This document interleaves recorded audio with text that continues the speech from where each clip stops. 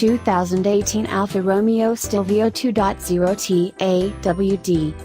One need only look at the 2019 Lamborghini Urus to see that crossovers have become a necessary evil for even the most illustrious manufacturers.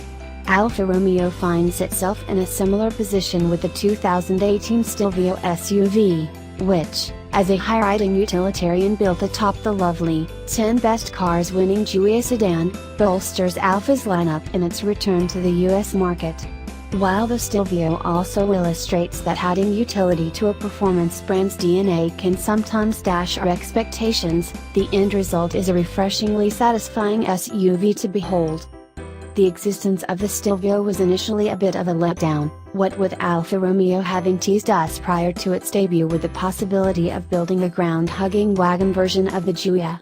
Sexy, low-slung, and theoretically imbued with the same delicate tactility that makes Alfa's four-door one of our favorite new cars, a prospective Giulia wagon had us weak in the knees.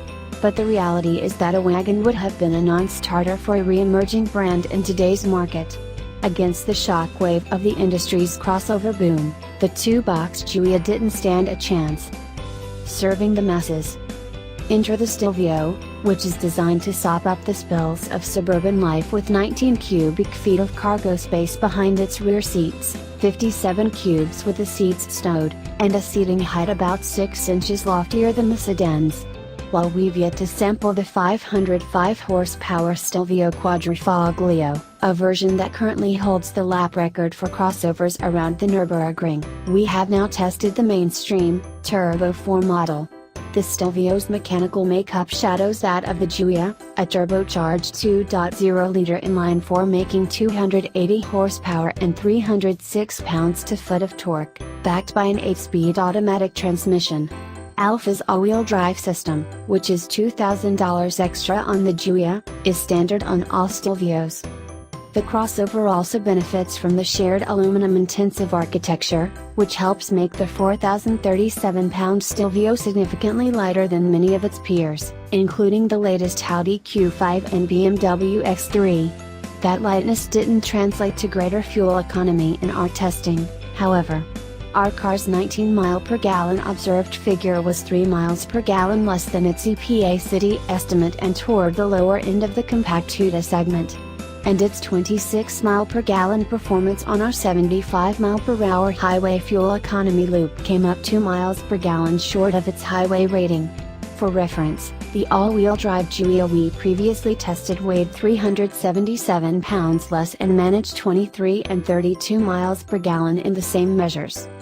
The Stelvio fares better at the test track, where the heavier crossover actually was slightly quicker off the line than the non-quadrifoglio Giulias we've tested, 0 to 60 miles per hour in a solid 5.4 seconds, with a quarter-mile pass of 14.1 seconds at 98 miles per hour riding on optional 20-inch aluminum wheels. 18s are standard, with 19s also available, wrapped with 255/45 R20 Continental Cross-Contact LX Sport all-season tires. Our test example posted 0.84 grams of grip on the skid pad and stopped from 70 miles per hour in 176 feet, respectable returns for a 2-ton SUV not wearing high-performance summer rubber.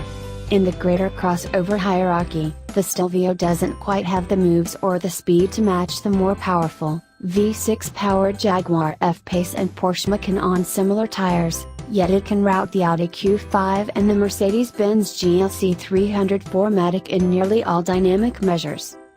With sales of crossovers far surpassing those of station wagons, the Stelvio surely will pave the development path for better, future Alfas in ways a long-roof Giulia never could.